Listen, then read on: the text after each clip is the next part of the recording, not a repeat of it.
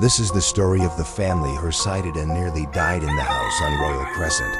They called it a house, but it was never just walls and windows. It held secrets that scratched at the silence, and memories too loud to bury. Once, it echoed. With laughter, then came the screams, the bruises, the curse. Some say madness lived there. Others say something darker moved in.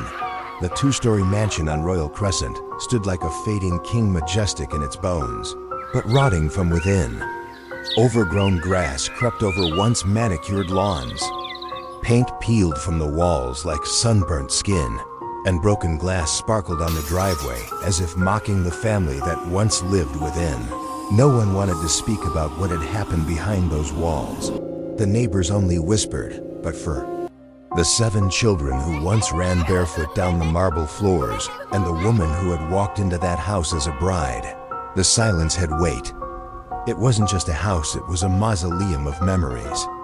And memories have a way of bleeding through the cracks. 20 years earlier, it had been a place of joy. Dr. Ben was a respected name in city of Porthercourt, a man of intelligence, charm, and great medical prowess. People trusted him. Some envied him. His family, with his elegant wife Tina and bright-eyed children, looked perfect from the outside. He drove a clean black Mercedes, always freshly washed, and wore white lab coats with polished shoes. His wife was graceful, his children well-dressed, and their home radiated the warmth of prosperity. Sunday lunches were grand. Birthdays were celebrated with cakes taller than the youngest child. Evenings echoed with laughter and piano chords. But masks have limits. No one knew the rot that would set in. No one foresaw the unraveling, not even his wife. One day, an 18-year-old girl from the village arrived to live with them, brought in to help, to be mentored, to have a better life. Her presence seemed harmless at first, even invisible. But in hindsight, the shadow she cast would be deeper than anyone imagined. The change was subtle at first. Dr. Ben stopped smiling as often. His stethoscope hung more loosely around his neck. His footsteps dragged heavier through the halls. He began returning home late. The warm scent of dinners waited, then cooled. His wife, patient and loving, began to sense a distance, an unfamiliar rhythm in a man she once read like a book.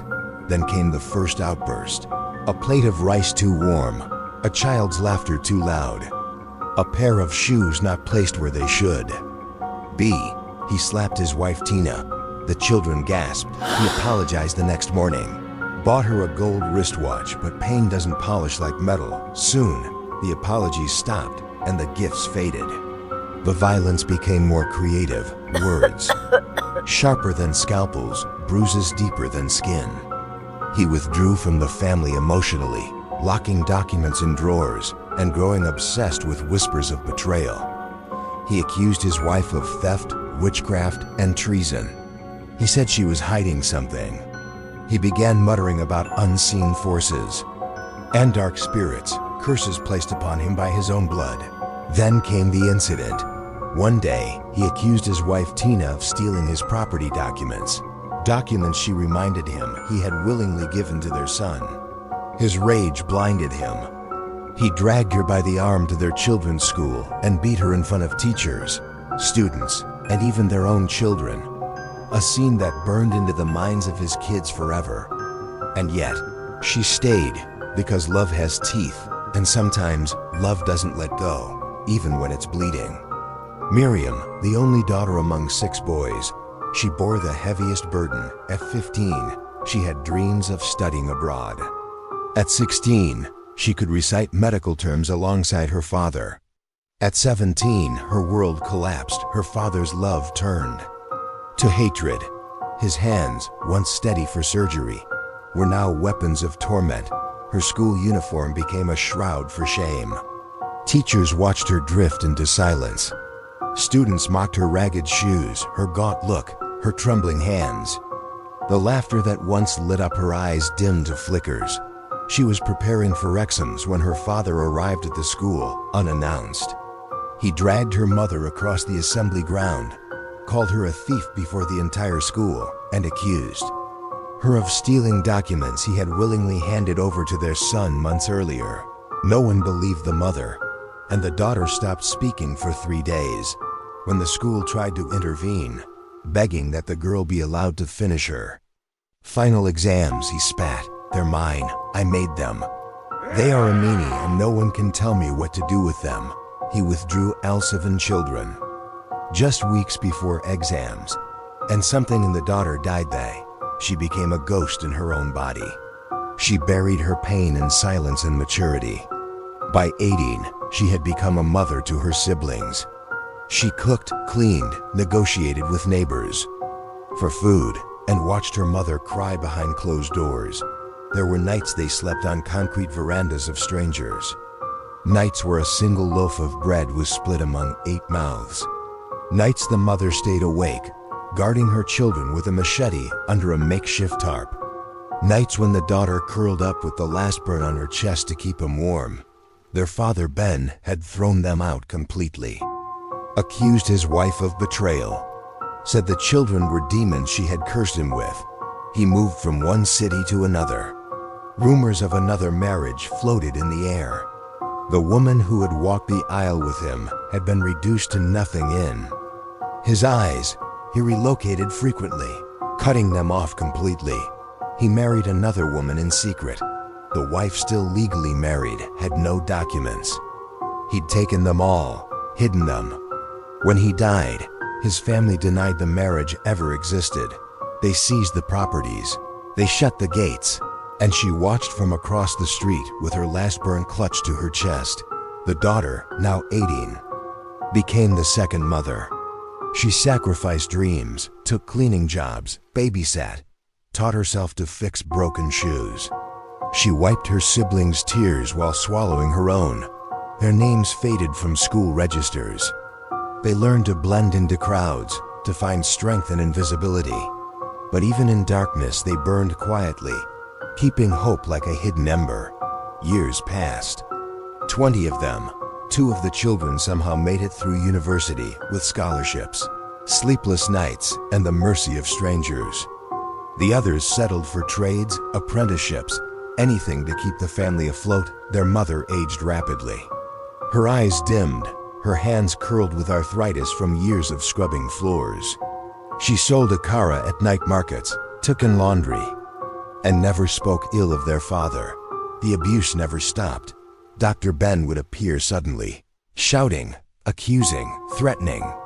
He kept moving, remarrying, cutting deeper. He poisoned their name and communities, claiming they were frauds. He hid documents, lied to lawyers, and even bribed local officials to deny the family aid. Then, 20 years after it all began, he died. The children did not cry. Neither did their mother. His people descended like hawks. Took everything that hadn't already been sold. Claimed the wife was a concubine. Hid the marriage certificate. It took years of petitions, court appearances, and tears before a part of the estate was returned. They retrieved the gratuity, just enough to fix a leaking roof and pay for medication. Their house became a home again. Cracks filled in, paint returned. Laughter hesitated, but began visiting again. Then the phone rang. She was sick. Her voice cracked through the line like dry leaves. "Please, can I see you, madam?" It was a whisper. The woman barely remembered the name until she heard it again. Anna, the housegirl. From 20 years ago, she had been 18. Brought from the village to be helped. The scandal had broken Tina's heart finding out the girl she trusted had seduced her husband. She remembered forgiving her. Out of pity. Out of mercy. Because she had nowhere to go. Now Anna was on her deathbed. She said she needed to confess. Tina thought her ways about the affair. "You were already forgiven for that," she said gently. But what came next would shake her soul. Anna sat hunched on the hospital bed, her body a shadow of its former self. "I didn't just sleep with your husband," she whispered. "I destroyed your family." Tina froze. Anna continued. "I was jealous of the way he loved you, the way the children laughed. I wanted that life, so I went to someone in the village. They gave me something, A charm. I buried it under the mango tree in your compound. It was meant to make you suffer forever. The room fell silent. I never imagined it would go that far, she sobbed. I'm dying now. They say the spirits are taking me. I had to confess. Tina couldn't speak. The 20 years of torment. The inexplicable madness. The downfall of Dr. Ben. It wasn't coincidence. It was envy. It was Anna. Before the last chapter of this story, please like, subscribe, and click on the notification bell for more interesting stories like this one. They dug under the mango tree, found the remnants of the charm, blackened cloth, bloodied feathers, bone fragments wrapped in red thread. They burned it. The air changed. Anna died days later, but peace slowly returned. The family, though forever scarred, found new life. The daughter returned to her life. The sons opened a clinic in their mother's name. Their story spread like myth. And in the home once filled with shadows, laughter returned, not the laughter of ignorance, but of survival. They were no longer victims.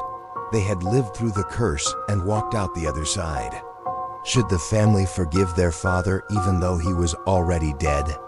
Please drop your comments and don't forget to like and subscribe for more interesting stories. Thank you for watching.